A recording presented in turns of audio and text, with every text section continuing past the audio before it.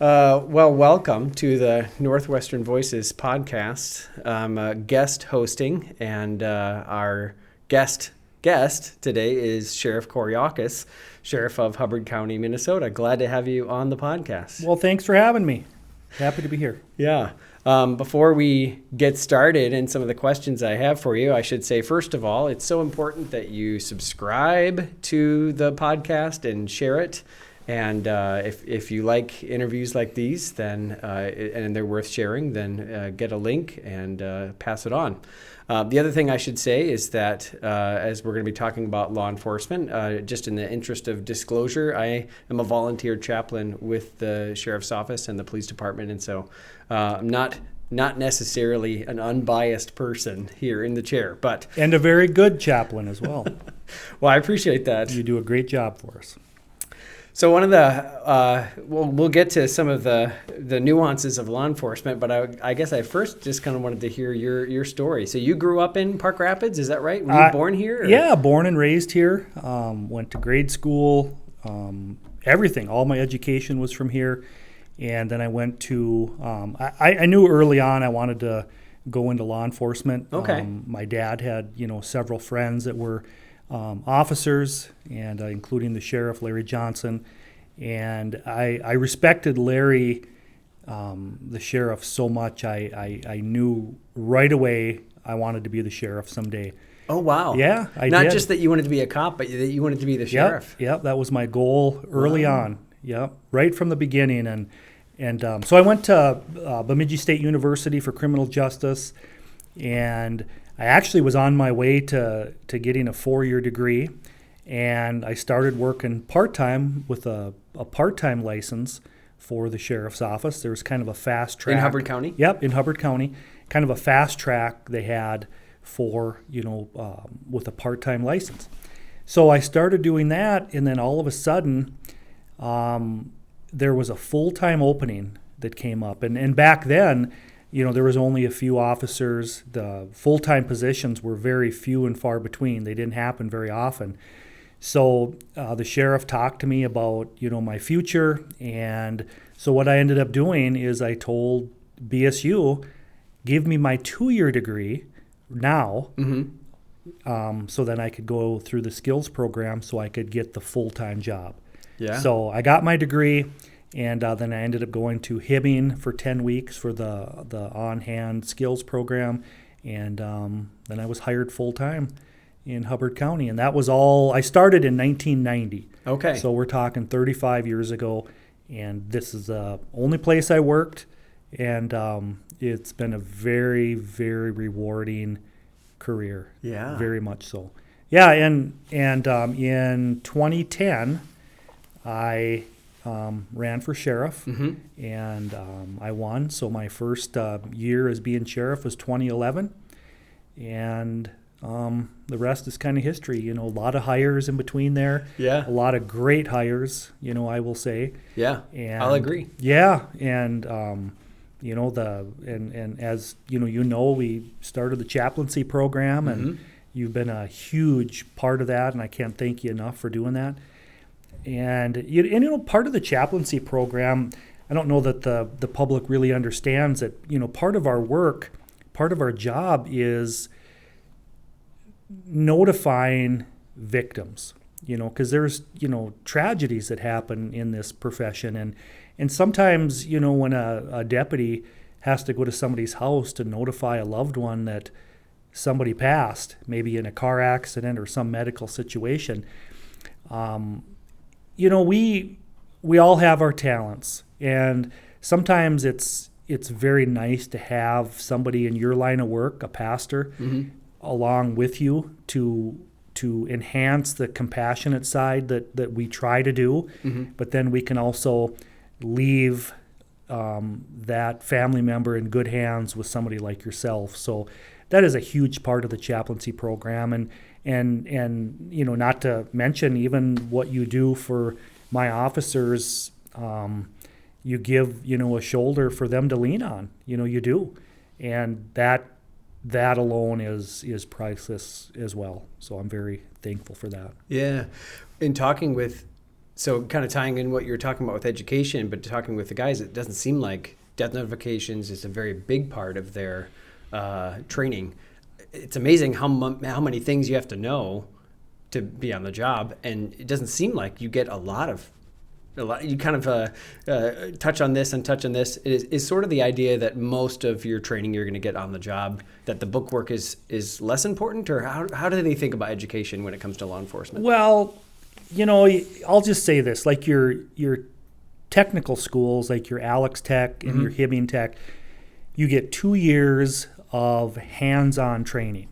At a 4-year college, it's a little bit different. You don't get any hands-on training there. You get your 4-year bachelor's degree, but it's just a different type of training. And that's why after you go to your 4-year college, you then have to go to, it's currently 8 weeks now, at a tech school to get your really a concentrated, hands-on training. Okay. So, yeah, there's a lot of book work. There's a lot of, sociology, psychology, criminology. Interesting. But the bulk of what we do on a day-to-day basis, yes, you certainly learn on the job. And we run, new people through a field training officer program, and that's a 16-week program where they are with different veteran officers learning what we do and what we expect you to do as an officer. So definitely hands-on. And I'll say this, the death notification, you don't get that in school. You don't get to learn how to do that. And some people do it differently. Some of us are more compassionate than others. Not that I'm faulting somebody with, less compassionate than others. It's just that some people are just better at it. I'll just put it that way. Yeah, it just comes easier to them to be absolutely not as businesslike. I mean, some of them are just like, I just have all these questions and this is really awkward for me. And other guys are just, hey, this is very natural for me. Absolutely. And some people find it very difficult to do that. I mean, it's a stressful situation because you were just part of a death scene and then going to tell that loved one for the very first time that maybe their husband or their dad or their child, passed away. That's hard for some people. Yeah. That's hard for everybody. Some people are, really have some skills when it comes to that, and I'm very thankful. Most of my crew is very good at that, but I will take somebody like you to accompany them any day of the week. Yeah. Well, even just for the aftercare sometimes. It's totally. Good. So, yeah. Yes, totally. Because, a deputy that goes there, unfortunately, we can't spend all day with them. There's other calls that come in, so we can only be there for a short time. But I don't want to leave that person alone. Yeah. Especially, at least not until other family members can maybe come and be there with them. That's where you come in and where you can take some time and provide some, spirituality, to them and all that. So. Yeah. Yeah. So now, obviously, when you wanted to be an officer, you probably didn't even know that death notifications was something that they did. Not at all. I never even thought of it. Yeah. No. Yeah. What was the thing that was most the thing you're looking forward to doing when it comes to policing when you were younger? Oh, young officers always want to, pull cars over and, write speeding tickets. That's something that, the red lights and the siren, that's something that everybody thinks of, as a young officer. But, my theory was, and I said it from day one, that I want to give more warnings than citations. Okay. Yeah, I didn't want to be that, write everybody for everything, But I was a hard charger when I started out. I was. Yep. I worked hard. I was out there. I was, I held people accountable. Yeah. Is what I did. And I worked, DUIs, very aggressively because I truly have zero tolerance for that. And we should. I want all my officers to feel that way. And but yeah, there was a lot of things that I learned over the years from some senior officers, from my sheriff, from my chief deputy at the time. It was like I say, a very, very good career that I've had. Yeah. So when you were in high school, did you play any sports or anything? Yeah, I was in football and track. Okay. All throughout my high school career. Yes. Yeah. But I mean, even so all through high school, you said pretty young you knew you wanted to be not just an officer but the sheriff. All through high school, you knew, like, this is my track, this is where I'm going? Yeah, I mean, I knew all through high school I wanted to go into law enforcement, and then at the very tail end, probably my senior year is when, I spent more and more time doing ride-alongs, with different officers. Yep, including the sheriff. He let me ride with him even, and that probably would have been my senior year, and that's when I knew I want to be like this guy. Yeah. I want to be this guy. Yeah, and that was my goal, and I did. I had 20 years, as an officer before I ran. Mm-hmm. Yeah. So. Yeah. What was your and you always have to be careful, but what was your maybe best memory, or it doesn't have to be best. I mean, either best outcome or maybe something funny that happened when you were a patrol deputy? Oh boy. There's a lot of different things, over the years, and I don't know that I can think of just one, but I just know that, rolling up to a bad crash, for example, mm-hmm. and, maybe somebody is pinned inside of a vehicle, truly the worst point of their life, thinking that, they're not going to make it, and you see the terror in their face, and being that calming person to hold their hand, to look them in the eye, and to tell them, we're going to get you out of here. So those type of situations, to me, I think are the most rewarding. Just being able to help people in that way, or helping a mother that that has a child that is absolutely acting up, absolutely disrespectful to her, mm-hmm. that she simply cannot, control him anymore. So they call the office and ask, hey, could somebody come and talk to my son, for example? Mm-hmm. And I don't know how many times I've done that, where I've had to sit down with that young man, and I the one thing I say to that person, the first thing out of my mouth is, how many moms do you have? Well, they'll say, well, one. I'm like, oh. Then we'll go into a little bit more, and we'll talk about being respectful, and you live in her house, and just going on like that. Mm-hmm. And I've left many houses, and hopefully I left them in a better place, because sometimes moms need some help. Yeah.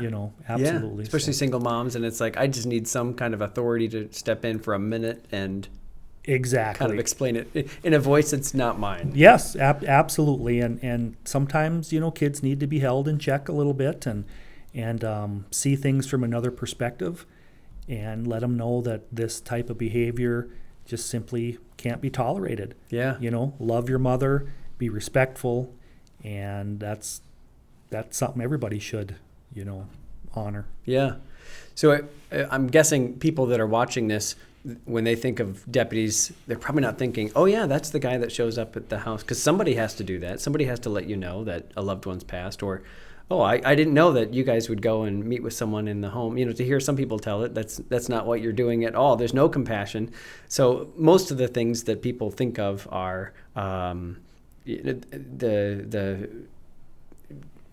getting pulled over, or the red lights in your mirror. Yeah, exactly. Yeah. It's a bad day if an officer comes to your house or is behind you. But what are some of the other things that maybe people don't know that you as a law enforcement community cover that might surprise some people? These officers do so many things, and obviously you have your traffic enforcement, mm-hmm. force, but the sheriff's office is also responsible for serving papers, civil process papers, whether it's, one party suing another party. Well, we deliver those papers to them. Mm-hmm. Restraining orders, that's us delivering those papers to them. Subpoenas, that you have to show up for court. We are the ones that serve those papers. So, and that actually, my officers are doing that every single day. So that actually, they handle a lot of that. Obviously, car crashes. Mm-hmm. They're investigating car crashes. But, what people don't always see, the education part of it. I was a DARE officer for I wanted to talk about that. For quite a few years, in the mid 90s when I was a young officer. So teaching in the schools, my officer, Deputy Oswald over in Nevis, for example, he's the Nevis contract officer, and he's actually in the Nevis school, basically every day that he works. Yeah. And he does walkthroughs, he talks with lots of different students. He has lunch with them. It's just a very good, a perspective that kids get to see officers in a whole different light, that we are human, and I think that's very, very important. And the public too. I mean, you can't believe the support that we get in small town USA, as compared to maybe metro, areas. We get so much support up here. I'm so proud of the people that live up here and that are respectful to law enforcement and appreciate what we do. Yeah. Yeah. Well, it's different in a small area, even just because, hey, I'm going to run into this guy in the grocery store, Yes. And there's just that mutual respect, and Yep. you're not some guy with a badge. You're Dave or whatever. Right. Yeah. You're my neighbor, or, oh, I know you. Yeah, we get that, so often. And when we're not working, we do the same thing that everybody else does. We do go to the grocery store. We go to the gas station. We go out to eat. So, we have kids in daycare, different things like that. So, we're no different than anybody else. Yeah. So talk about being a DARE officer and what that was, because they don't really do DARE anymore. Maybe it changed, or I don't know much about that, I guess. Yeah, and it was in the mid-'90s, and all of a sudden, the schools, back then. So back then, Caleb, DARE this was the big push to get kids off drugs. Just say no. That's all you had to do, is just say no, and it was that easy. Yeah, exactly. DARE stood for Drug Abuse Resistance Education, and it was a very good program. And like I say, I taught it for several years. I taught it in Nevis. Akeley still had a school at the time, so I taught in Akeley, and I also taught in LaPorte. And it was a 17-week program, and we were there one day a week for the fifth graders.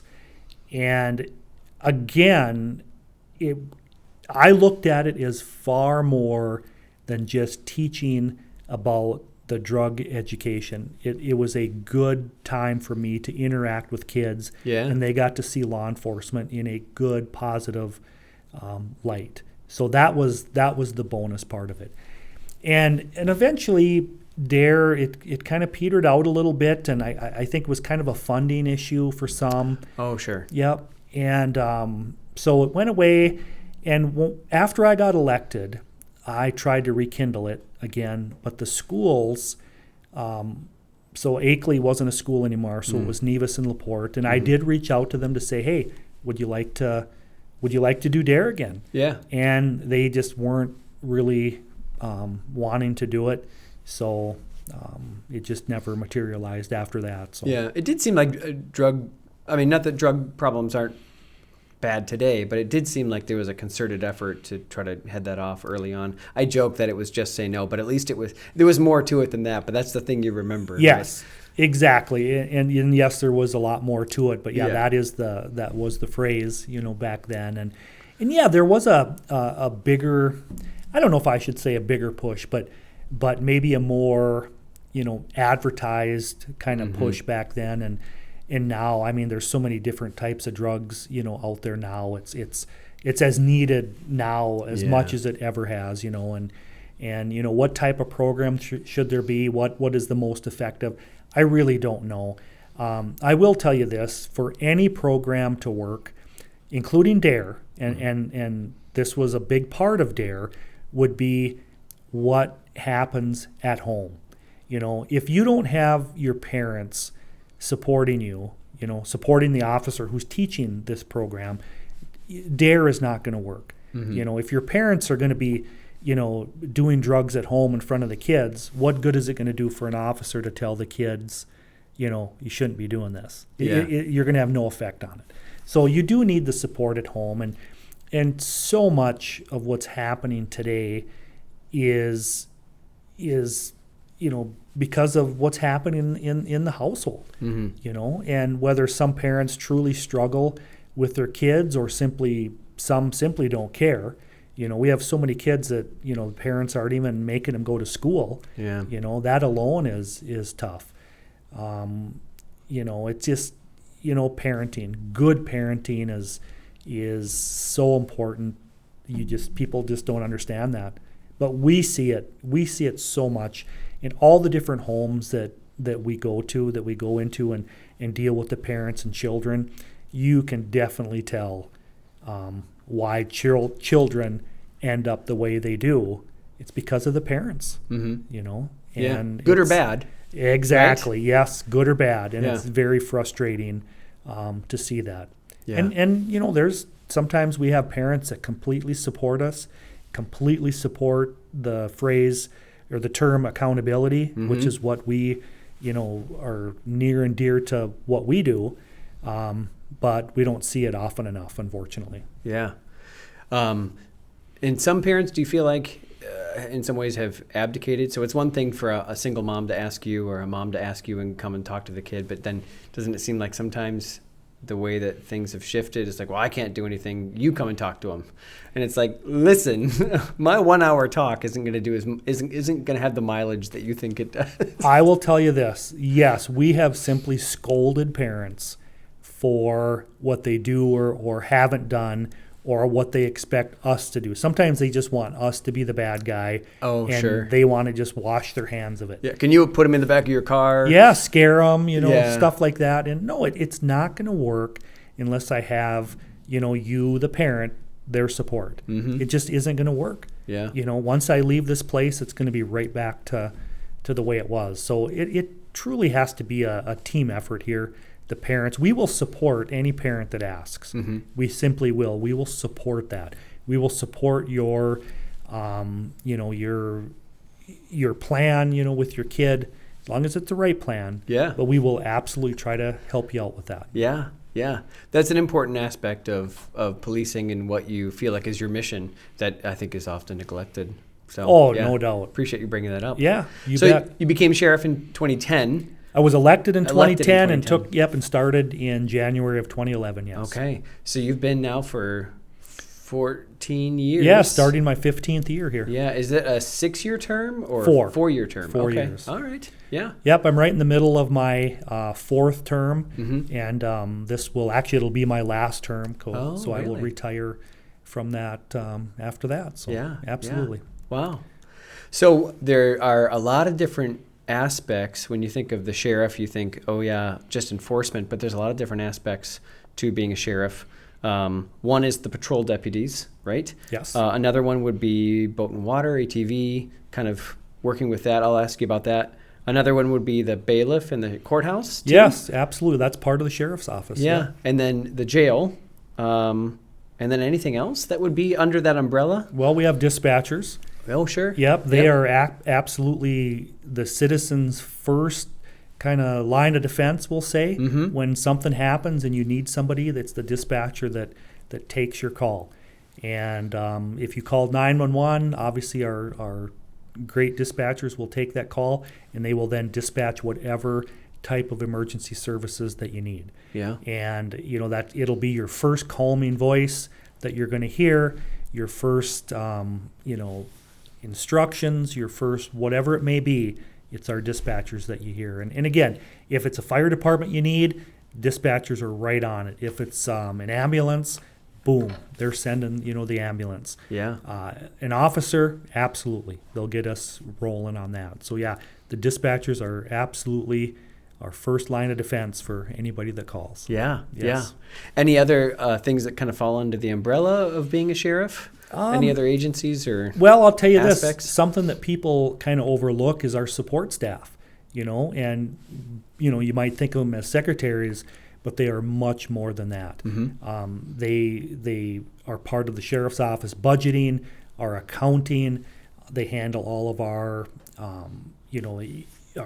gun permits, which is a big part of law enforcement, because the sheriff approves or denies all gun permits that come in. And as you know, there's a lot of paperwork involved in police reports, Mm-hmm. and we need staff to help with that. So yeah, the admin part of it. Also, it's called STS, Sentence to Serve. Oh, sure. Yeah, we have 2 crew leaders that take inmates out of the jail, and they go around our community doing different community projects, which might be for different townships, for example. They'll do a lot of mowing. They'll mow cemeteries. They'll mow around at township halls. Yeah. They'll do that. They'll do, I know our crew just got done painting down at Straight River Township inside of their town hall. Yeah. They've done that. They've done some window replacements. They'll building picnic tables. They do a lot of different things like that for the community. Yeah, I've seen them at the fairgrounds quite a bit. Yeah. Or is that kind of where they meet? Or Well, they have their office, or I should say their building, their shop is at the fairgrounds. Oh, okay. And then, yes, they do all the mowing and stuff down at the fairgrounds, yes. Yeah. Okay. Yeah. So let's talk about the patrol deputies. How many do you have? We have Roughly? about 15 patrol deputies, yeah. Okay. Yeah. Yeah. And then how do you choose them? What are some of the things you're looking for when someone, they apply, hey, I'd like to be a patrol deputy. What are some of the things you're looking for? Well, I'll tell you this. You can tell a lot about somebody simply by sitting down and talking to them. Mm-hmm. And part of that is done in an interview type of process. And, I'm not looking for arrogance. I'm certainly looking for honesty. I'm looking for sincerity.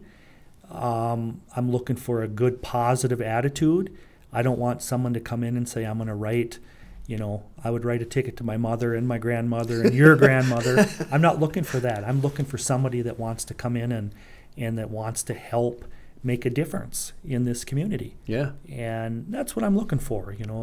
Again, everybody has, a unique set of principles, of different talents, whatever it may be. But I want someone to make a good impression to represent this sheriff's office the way we should be represented. Yeah. So what are some of the things that you can teach, and some of the things that, hey, it's untaught? You either have it or you don't. Well, I'll tell you this. Integrity, for one, you either have that or you don't. Mm-hmm. I can certainly teach, someone like, hey, here's our policy manual, learn it. We can teach, different types of different procedures, how to, whether it's your radar, whether it's your, the process for, a DWI arrest, for example. Mm-hmm. We can teach that, but, to teach someone to be a compassionate person, to be an honest person, those are some things that you really can't teach. Yeah. I'm looking for that person that naturally has that in them. Mm-hmm. And that's what makes a, not only a good officer, but a good person. And that's what I want as well. Yeah. So would you say maybe meekness? I define meekness as humility with strength. So you need some confidence, because when they show up, they have to kind of be the one that's going to take charge of a scene. Absolutely. Maybe. Yep. But they also have to have some humility. Absolutely. Yep. Definitely the confidence is very important. I want confidence without arrogance. Mm-hmm. There's a difference there. Yeah. And sometimes somebody might perceive it, as being the same. But yeah.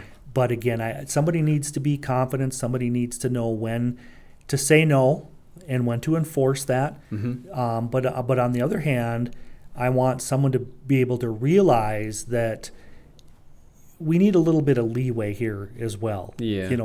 Not everything's black and white. Sometimes there's some gray areas, and sometimes we need to not everybody deserves a ticket. Right. And I want someone to realize there's a time and place for throwing somebody in jail, for writing a ticket, but on the other hand, there's also a time that maybe there was a reason they did this. Yeah. So justice and mercy, and finding that balance of when each should be applied. Absolutely. Yeah. Yeah. I have to say that I was really impressed. There were some recent things locally where there was some opposition to law enforcement, and even people that were taking video of officers standing for, no, you can't come this farther.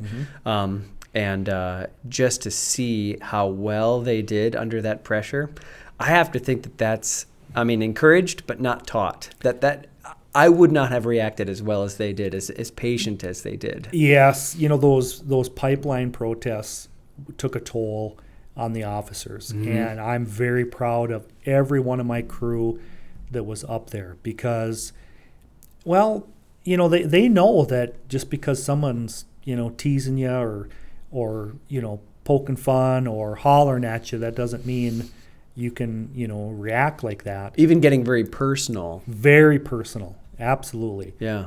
And some of those people completely went overboard. They were completely out of line. And I felt bad for my crew that had to go through that, but they did a great job. And I'm not saying plenty of people didn't go to jail, but plenty of people needed to go to jail under some of those circumstances. Yeah.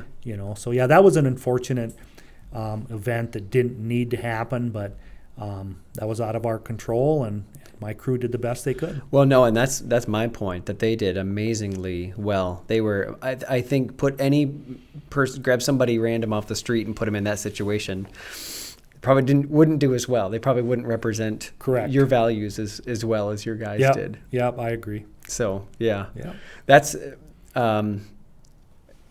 learning to make those quick decisions, learning to have kind of some common core principles that guide you in that. How do you reinforce that to say, you need to be able to make decisions quickly, don't hesitate, at the same time keep all these other things in play. How do you do that? Well, I'm constantly interacting with and not all of my officers. I have half the crew works night shifts, so I don't see them certainly as much as I do the officers that work during the day. But I'm pretty close with my day crew. We have lunch together, and every chance I get, I try to give some positive reinforcement to what they do each and every day. And and even when I give them their gift and their card, at Christmas time, for example, I try to say something positive in there, what they mean to me. They're, a sheriff can't do this alone. It's all about, my crew, my employees, the people that work here. And there's 76 of them that work for the sheriff's office. Yeah. And, they make this place run. I don't. They do. Sure. And I do try to let them know that, just what a valuable part, they are to what we do here. Yeah. Yeah. So then you have the boat and water and ATV part. Yeah, that's obviously something that we do as well, and I have a deputy sheriff that's totally assigned to the ATV and snowmobile enforcement part of it. So that person has an ATV in the spring, summer, and fall, and then he's got his snowmobile in the wintertime, and he responds to different emergency calls. Might be way back, in the woods. Might be a snowmobile crash. Yeah. Or enforcement, on the trails, and a lot of that is visibility. And when we have groups snowmobiling on the Heartland Trail, for example, and he's parked at an intersection, he's waving, he's talking with people, he's given different directions if they ask. So yeah, that works out to be a positive thing to most people. And if somebody's doing something wrong, he's there to whether to slow them down or to hold them accountable. Yeah. In whichever way he feels needs to be, that day. Boat and water is the same way. We have a couple different officers that do that in the summertime, and that is our boats are marked, the sheriff's office. So I hope that sends a sense of security to those people that are on the lake, seeing in emergency services or out and about, on the water today. And no different than the snowmobile or ATV patrol, they're there to make the water safe. And if enforcement action needs to be taken, they're certainly there to do that. But again, we have a lot of tourists in this area in the summertime, and I've had plenty of feedback how it was so nice to see the boat and water out on their lake that day, and how nice they were, and they helped, somebody, who ran out of gas or whatever it may be. Oh, sure. So there's a lot of services they provide that way. So it's a little different than the DNR and what they're looking for, maybe? Or, I'm sure there's a lot of integration, but what are some of the differences? Yeah, some of it is the same, but the sheriff is in charge of water patrol in the county that they're in. Mm-hmm. The DNR actually isn't. They can enforce laws on it, but the sheriff is legally and by statute responsible for the enforcement. We're also responsible for the crashes that happen on the water. Oh, sure. Yeah, they can help us out on that, and they do. The DNR has been great, assisting us on different things, mm-hmm. and we help them, on different areas. But it is truly, two separate agencies with a different focus, a different.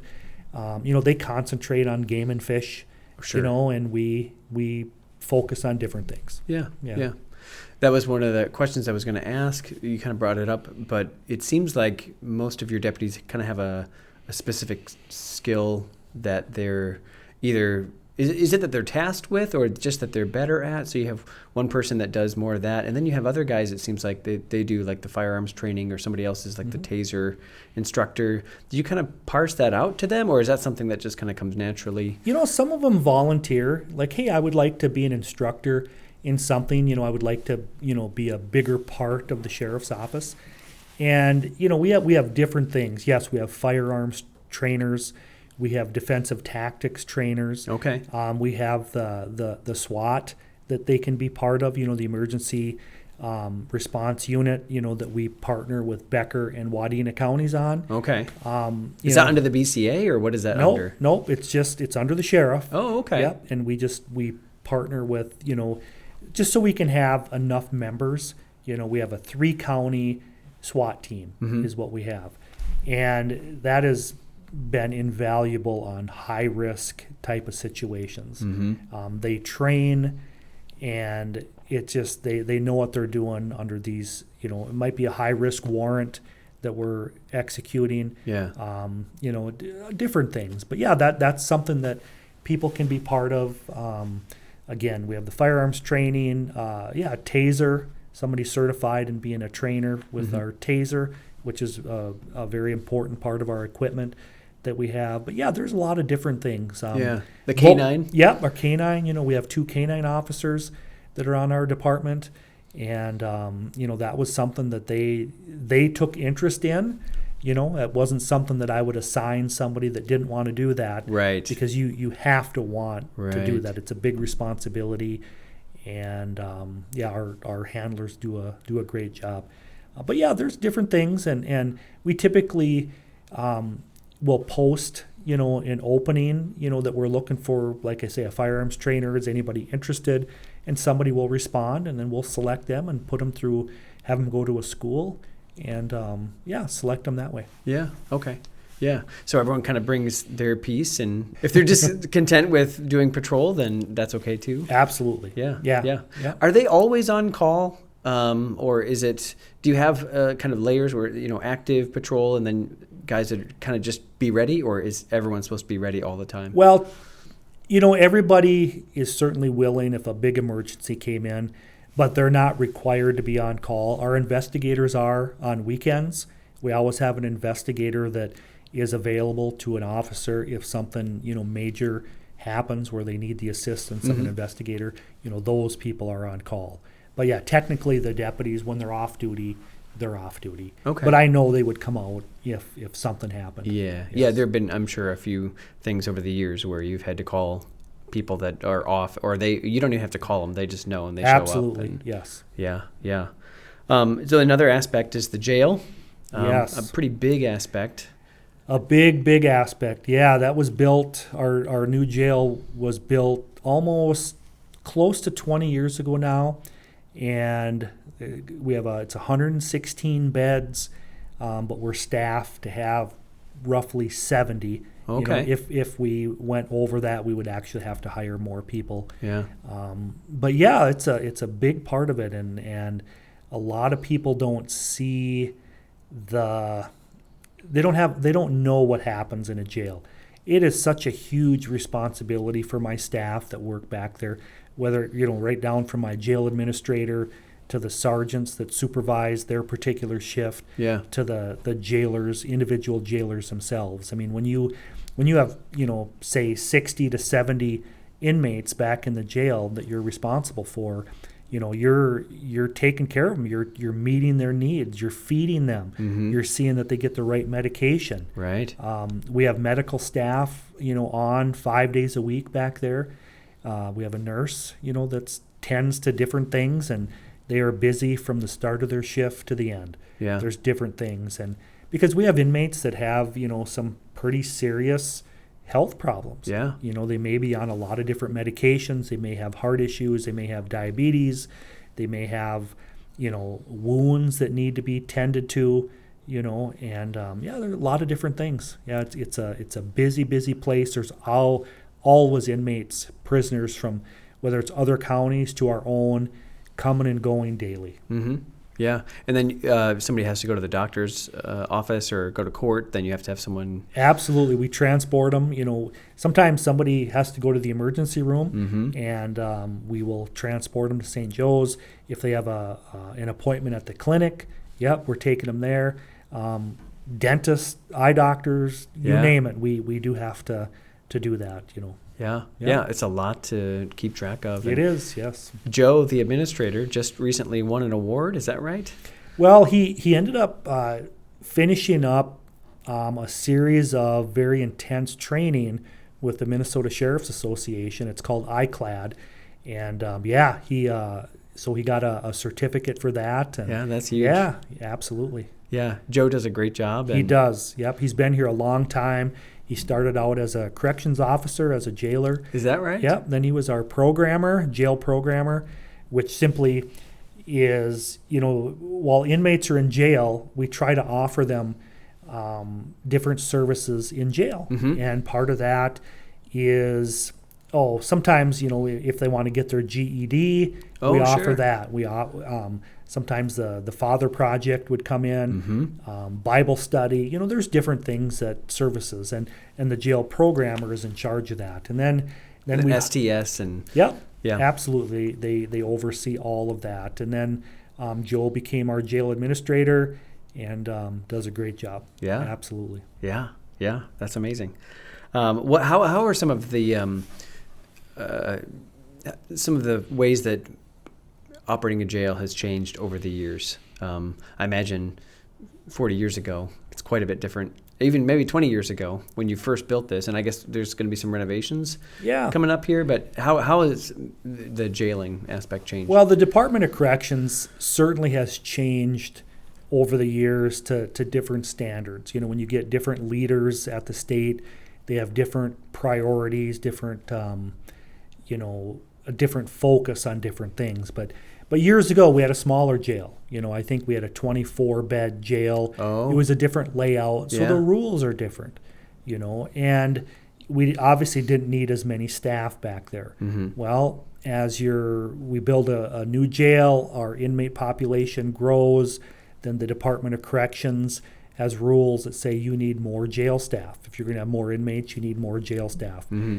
And then if it gets so big, then you need you need to offer programming. You need to have an assistant jail administrator. So as time goes on, as growth happens, rules change, and there's just different things that we have to do.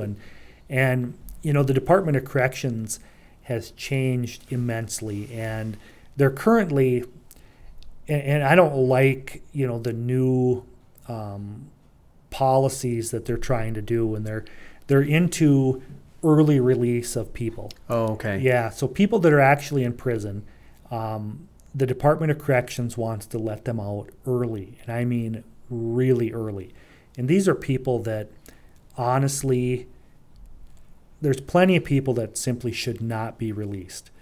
Some people that have been out released early under this program Yeah. have reoffended already, and it's a bad program, and it's not holding people accountable.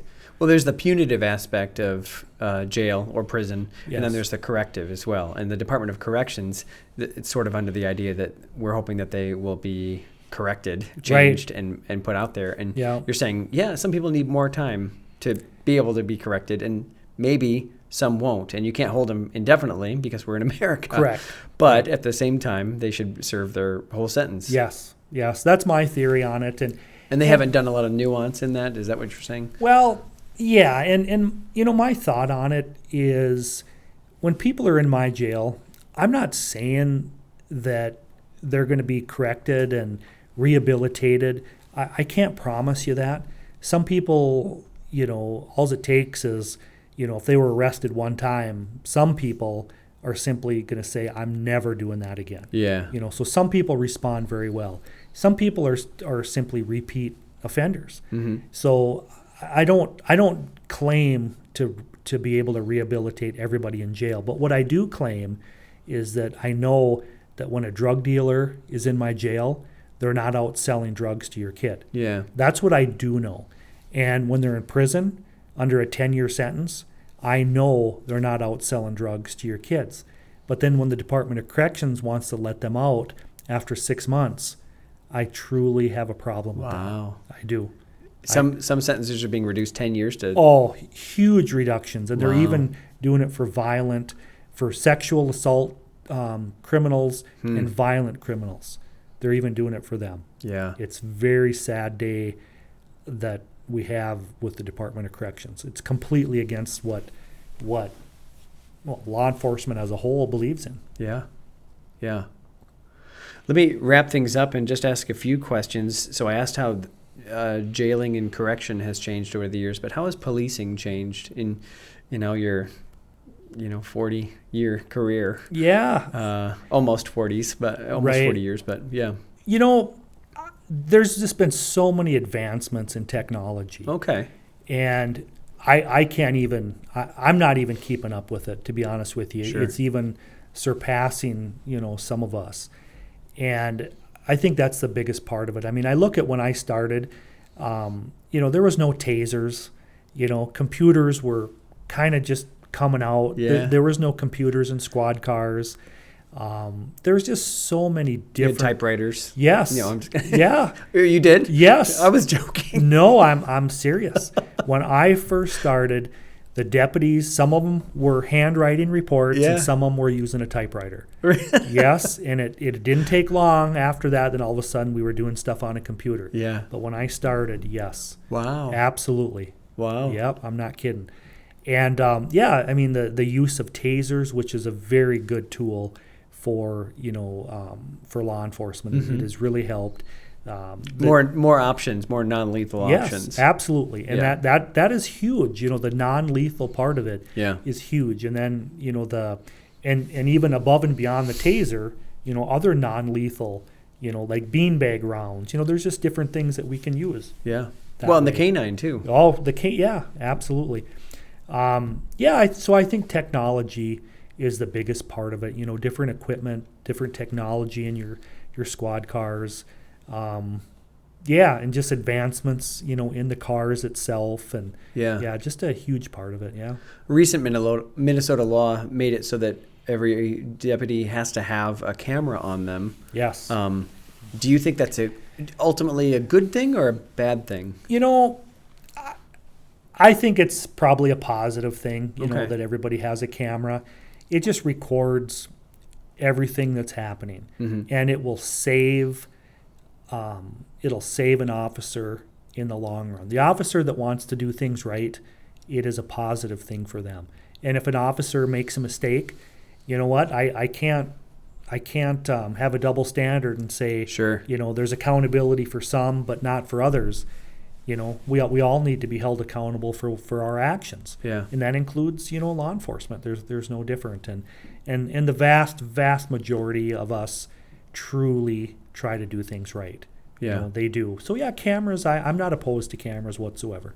Well, I could see how a deputy would think, well, this camera, I'm maybe going to watch what I say because it's here, but there's also that feeling of always being watched. I mean, if you had someone who was just always over your shoulder, looking over everything, in some ways it would be detrimental. Right. It would help. It would make it so that you can't make those quick choices like you need to. Sure. Well, how do you feel like that's changed things? Well, I'll say this. The camera only has to be on when you're interacting, like on a call. Okay. When you're at lunch or you're typing your reports or you're taking a break, it doesn't have to be on at that time. But does it turn on automatically, or how do you have to turn it on? You have to turn that on. The camera in the squads will come on automatically when you turn your lights on. Mm-hmm. Yeah, so that's what happens there. But no, I look at it as a good thing. And sometimes officers might have to be careful what they say, but maybe that's not a bad thing. That's not a bad thing, right? But it's just the other aspect, like I said, of always being under the microscope. I don't know. You don't feel like that's affected? No, I haven't had a lot of pushback on that from the officers. Nobody's really complained about that. I think overall they like it. Yeah. But, somewhat, some of it might find it as a little bit of an inconvenience, but overall I think it's been a positive thing. Yeah. That's been, when I've talked to deputies, it seems like they all it's good. Because there are some situations you'll see maybe on a national scale where something happens and then everyone's kind of like, well, let's wait for the body cam footage to come out. Absolutely. Because you get one cell phone view. Yes. And I've had people make false complaints on officers. I mean, complete lies. And guess what? We were able to disprove it. Mm-hmm. So overall, it's a good thing. Definitely. All those videos, you keep it somewhere in a database for a certain time? Yes, they're stored, on an interior, like on a hard drive, that the county has, yes. How long do you have to keep that? We typically will keep stuff for 6 months. Okay. Yeah, I believe, We have different retention plans for different types of data that we have. Sure. If it's just a traffic stop, then not. But if it was kind of a more serious thing. Right. Yeah. Interesting. What are 3 things that you wish that everyone knew about law enforcement? I really want everybody to know that a law enforcement officer is just a regular person as well. When they go home, and I kind of touched on this earlier, they put their pants on one leg at a time. They eat in restaurants. They are normal people. When they put a uniform on, they're in charge. They have a huge job to do. So, maybe they're going to be seen in a different light. And they are. I get that. But they're no different than anybody else out there. Mm-hmm. They truly aren't. And, they have public safety in mind. They are truly out there. Most of us, the vast majority of law enforcement are truly out there to help people, to serve and protect, and to make, this county, this city, this state, a better place. And they do things that others are not able or willing to do. Mm-hmm. And people need to realize that and appreciate just what they do.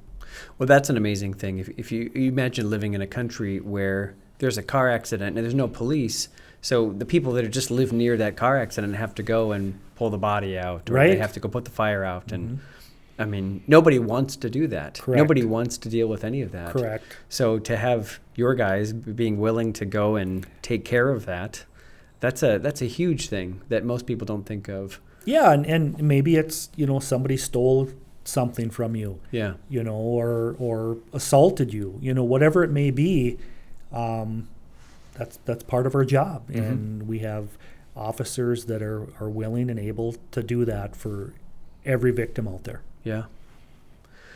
Anything else that you feel like you wish people knew about law enforcement or jail, or kind of what you do? Yeah, people need to know that it is a very tough job, mentally and some days physically. It's just it weighs on people. Yeah. And when you're constantly, and this isn't every day, but we see people in a different light than what the average people gets to see people. I mean, we see people at their worst, far too often, whether it's a tragedy type of an event or it's a violent type of an event, and we're dealing with a serious, assault call where we have victims or children have been victimized. We see that far too often, and I think the public needs to realize that maybe if an officer is having a bad day, maybe cut them a little bit of slack, because maybe they just went through something that you would be horrified to even listen to. Yeah. So I think that's important as well, equally as important as anything else. I've been encouraged in talking with some of the deputies and officers to say, I'll just be talking and I'll mention bad guy, and they'll just say, I don't really think of them as bad guys. They're having a bad day. Right. And some of them are bad, and they say, there are some truly bad people, but most people aren't bad. They're just they're making a mistake, and I wouldn't want to be photographed on my worst day either. Correct. Yeah, I agree. I mean, we have, probably currently roughly 60 inmates in our jail right now, and they're not all bad people. Yeah. There's some very, very good people in there that made a mistake, are being held accountable, have to sit a few days in jail, and they're hopefully are going to turn over a new leaf, and whatever they did isn't going to happen again. Yeah. And, the officers that put them there, they understand that. They run into people in grocery stores, in restaurants, wherever that they've arrested. Yeah. And a lot of them have good interaction with them. Some people even come up and thank my officers. Oh, wow. Yeah, absolutely. Yeah. And, so there's a mutual respect. And the officers, and I'm glad that they, as I do, will look at those people as not being all bad people. Yeah. And I give my deputies credit, all the time, because they're great people. Some of my deputies have little kids. Some people just got married. Some people just got engaged. They are no different than anybody else. Yeah. And they're hard workers, and I'm very proud of each and every one of them. Yeah. What's one of the been a memorable note that you've gotten from someone in the public saying, "Hey, you really made a difference in my life"? One of your deputies. Can you think of anything like that? Yeah, I can. I remember specifically there was a lady. She lives on Blue Lake. Her husband was having a heart attack. One of my deputies responded, and in the mad dash of her trying to help her husband, trying to get the phone, she fell, broke her ankle. Oh. So she is disabled on the floor, not being able to help. One of my deputies gets there, the ambulance gets there, and the ambulance is tending to her husband, who truly had a heart attack, and the deputy is literally sitting on the floor with her, holding her hand, comforting her, and I ended up getting a letter from her explaining how thankful she was, what a great job, and how compassionate that deputy was. And I do think her husband did pass away, but yet she wrote me a letter wanting me to know just what kind of an officer that I had. Yeah. And that just goes to show how some of my crew are more compassionate, maybe than others, where it comes more natural than others. That's a bright spot. Absolutely. And it was a sad situation, but when I got that, I knew that particular officer is Mr. Compassionate. He does a fantastic job, and another one, I'll be honest with you, he just retired. He actually responded to it'd be one of my family members, places. And actually, it was my sister. Her husband died. Her husband passed away, and I was out of state, and this officer went, and I'm glad it was him. Yeah. Because he was her comfort at the time, and such a sad, devastating situation, and I couldn't have asked for anybody better to be there than this particular officer. And my sister told me all about it, and it kind of brought a tear to my eye just knowing. And I was just thankful that he was there to provide something where I couldn't. I was 4 states away, and when this happened, so those are a couple of very memorable situations that makes me proud to do what I do and to have who I have working for me. Yeah, I'm sure those notes and those memories vastly outweigh the complaints that you get. Yes. And it does seem like this area is largely supportive of law enforcement. So I want to ask my last question is, how can people watching learn to be more supportive with law enforcement, or what are ways that we can support you and what you do? And not to say anything about the other law enforcement agencies in the area, Park Rapids Police, but just from your perspective, what are ways that we can really support them? When we're sitting in a restaurant at lunch and somebody goes out of their way to walk up to us to say, thank you for your service. Do you know how much that means to us? I mean, it does. And typically that's what you say to a military person. Yeah. Thank you for your service. And then now people are saying it to us, and it means a lot. It really does. I can't thank people enough that do that. Yeah. Absolutely. Yeah. Well, great.